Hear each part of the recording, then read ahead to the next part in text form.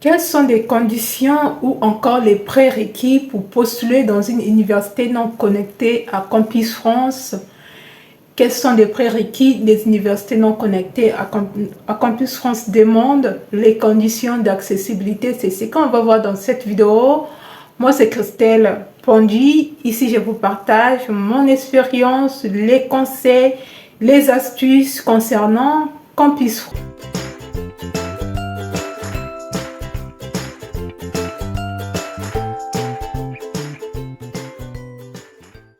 Il faut savoir qu'avant de postuler dans un établissement, il faut chercher les prérequis parce que c'est très nécessaire.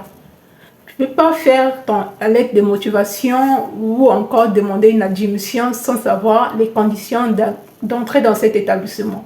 Tout est sur Internet, dans chaque université et en ligne, vous pouvez tout regarder sur Internet.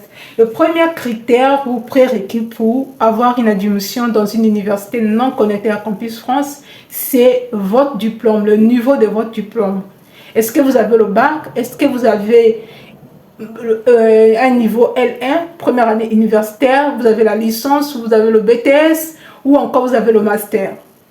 Donc, ça va dépendre de votre diplôme. Si vous avez un master, tant mieux, vous pouvez venir reprendre un master ou bien faire le doctorat. Si vous êtes en L1, vous pouvez venir reprendre le L1 ou bien demander une inscription directement en LD. Deuxième prérequis, le diplôme.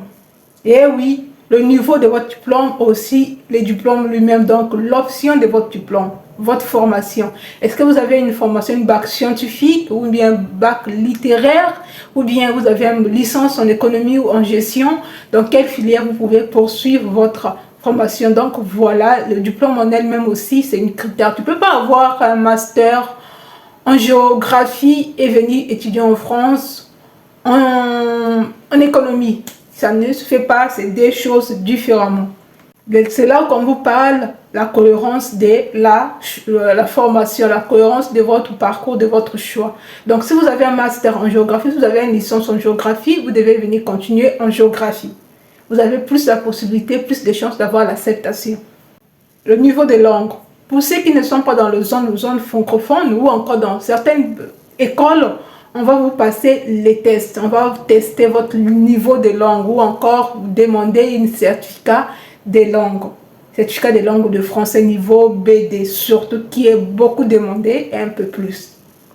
Maintenant, si vous avez aussi par exemple une attestation ou un certificat que vous avez passé pour l'anglais, ça aussi c'est très important de le mettre dans votre dossier. Parfois, certaines universités, ça leur attire leur attention ou encore si vous avez une attestation, une formation sur informatique, Excel, Word et tout ça, ça aussi vous pouvez mettre ça dans votre dossier, ça va faire un peu jouer sur votre candidat. Donc je parlais du niveau de langue qui est vraiment beaucoup demandé, un TEF pour le BD, surtout pour les gens qui sont hors l'autre là, espace francophone. Les anglais surtout, mais le francophone aussi, on peut vous le demander. Certains établissements peuvent vous demander, surtout des établissements privés qui sont un peu arrogants, ils peuvent vous demander de fournir cette preuve, mais vous avez des arguments comme quoi vous avez fréquenté dans un pays francophone et que vous avez tout suivi en français, donc vous êtes apte pour venir étudier en français. Ce sont des arguments, expérience professionnelle. Dans certains établissements, ils vont vous demander l'expérience professionnelle. Si tu as déjà passé des stages ou encore tu as déjà travaillé ou encore tu étais bénévolat. Le bénévolat aussi c'est une forme d'expérience. Il y a des bénévoles qui sont payants. Il y a des gens qui font par exemple des services civiques. Les gens qui travaillent dans les associations, des petites postes. Ça aussi, vous pouvez mettre ça dans votre dossier. Voilà les critères prérequis qu'on demande avant de postuler dans une université, que ce soit publique et non connectée ou connectée. Donc, ce sont les premiers critères qu'on regarde. Avant même de commencer de faire votre candidature, tu dois remplir ces critères-là. Tu dois avoir ces éléments-là dans ton dossier et tu dois avoir cette information-là avant de solliciter. Il faut savoir que si vous devez passer les entretiens avec les écoles privées ou encore les 3 écoles publiques que je viens de citer dans la vidéo qui vient de sortir, vous avez cette possibilité d'aller passer les entretiens en ligne. N'oubliez pas qu'il faut vous préparer parce que c'est pas Campus France, c'est pas, voilà, on vous connaît pas, on vous voit pas.